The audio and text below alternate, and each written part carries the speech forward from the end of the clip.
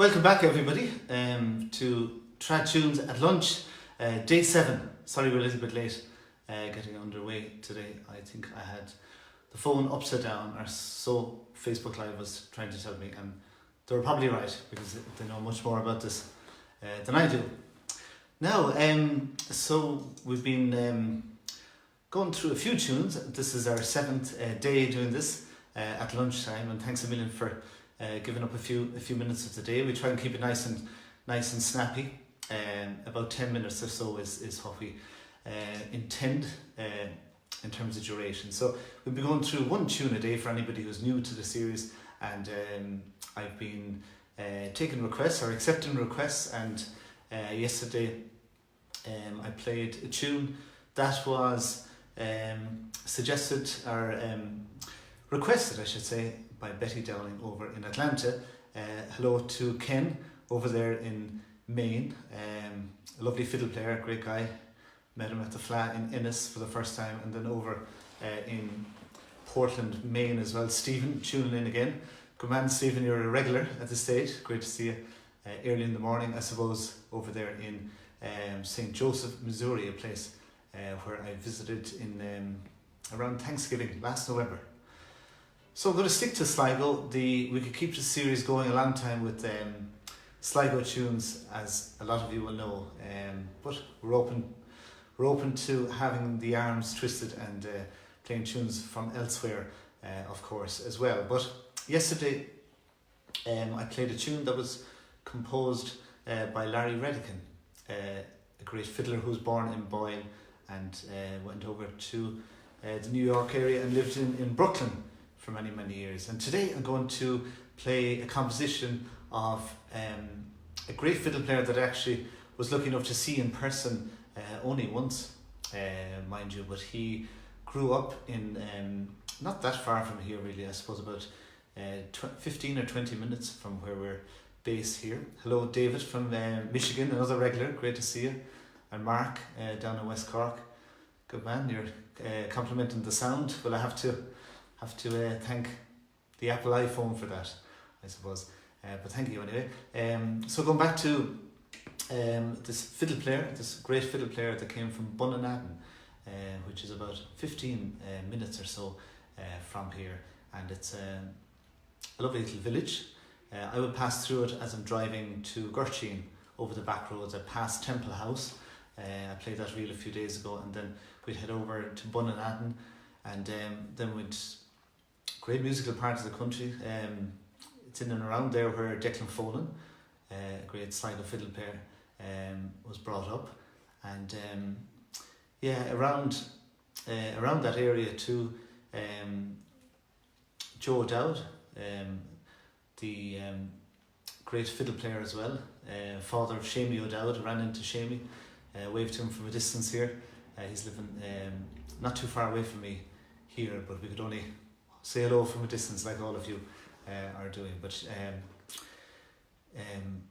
anyway, going back to this route over to Gurchin, you also pass, as I go down that road, I pass where Philip O'Byrne and Lad O'Byrne lived, and then you'd finally come to the old Michael Coleman home place, and then you get onto what we call a more main road, which will lead you into the village of Gurchin. So there's so many musical households that you pass along that area. It's amazing really, and great to think about it as you drive through the lovely countryside. So going back to Bunnanan, and the fiddle player Martin Wynne is who I want to talk a little bit about today, because as I mentioned, I finally got to see Martin when he was made honorary president or Uachtaráin of the Fleadh Cheoil in Sligo back in the very late 80s, and that was a lovely thing to do. And Martin came back for the Fleadh, and I was a student at that time in Scaléigse, which is a great week of workshops that happens before the actual weekend of the Fleadh Cheoil, and I was a student then in the class of Charlie Lennon, and it was great to have Martin Wynne call in and play a few tunes for all of the fiddle classes. And that was sadly the only time I ever got to see Martin. He lived a lot of his life in the Bronx, and was a big influence on the fiddler Brian Conway, the great New York Sligo fiddle player Brian Conway. Brian's family, as far as I know, were very well acquainted with Martin, so Martin called over to Brian's house a lot when Brian was growing up. And this tune that we're going to look at today, or I'm going to play today, is called Martin Wynne's Number 4. And I actually first heard this tune on a recording from Brian Conway. So Brian recorded 4 of Martin Wynne's tune in one selection, as far as I can remember. Martin Wynne's number 1, 2, 3 and 4. And now the 1, 2 and 3s, the first, second and third tune are, played all over the place. They're very, very popular tunes, and they're all composed by Martin. Number 4 is less popularly known, although it's been getting a good hearing now in the last year or so. You tend to hear it a little bit more than previously. So that's the tune that we're going to look at today, Martin Wynne's Number 4. Hello Cushla again, good morning, from York, Pennsylvania, lovely parts of the world too. Hope you and the family are keeping well. So I'm going to play this tune now, Sligo tune, if you'll forgive me, playing more Sligo tunes. Martin Wynne's Number 4, and some of you are probably thinking, how many tunes did Martin Wynne compose? We don't really know exactly, but we are aware of at least 5 tunes that he composed. 5 is even less commonly played. Hello to Conor McCormack there, another great Sligo musician. Tune in, hope you're keeping well. So hopefully you'll enjoy this Martin Wynne's Number 4.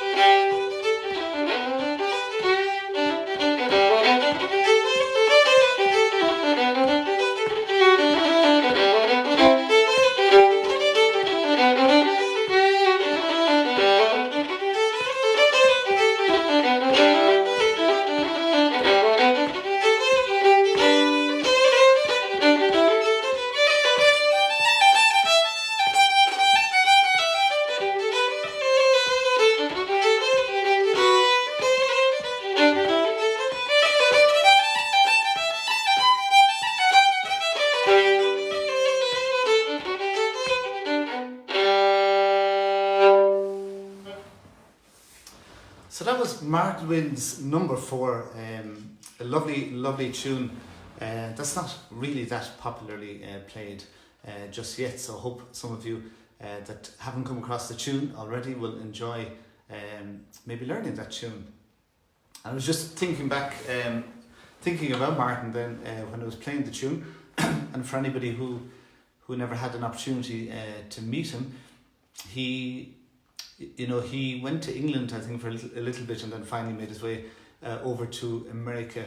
A little bit later, obviously, than Michael Coleman, James Morrison and Paddy Killorn, so he was the next wave of immigrants from them. But he brought a very different style of playing even to Michael Coleman and James Morrison and Killorn, and it makes you think really.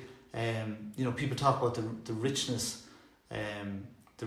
of the fiddle tradition here, and I know there are plenty of places around the country that have had and still have a great fiddle tradition, but the Sligo area was definitely notable for that. And when we talk about the richness, I mean, what we're talking about is not only the number of players, and that of itself is a great thing, but what was even more exciting was the diversity of styles, the individuality of so many of these players, and it's great to listen to that that music from that era and realize that people were really exploring these tunes and thinking a lot about the music they had to have, because the interpretations of some of the tunes they came out with were so advanced and so wonderful, and they didn't have a lot of the performance outlets that we have now. I mean, there was a great respect for music in the community. People listened, but it was a very different kind of a context for playing music. So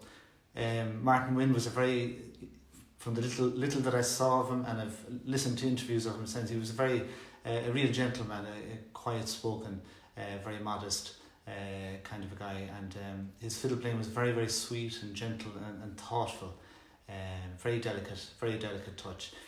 Not a showman by any means on the fiddle, just great musicality, and his tunes have become so commonly played, particularly number 1 and 2 and 3. I see Groin are in there asking for number 2, Martin Wynne's number 2. I'd love to play it.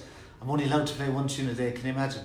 But why couldn't we come back to Martin Wynne's number 2 maybe later on in the series? But I wanted to play number 4 today because it's quite unusual. So we'll finish off today.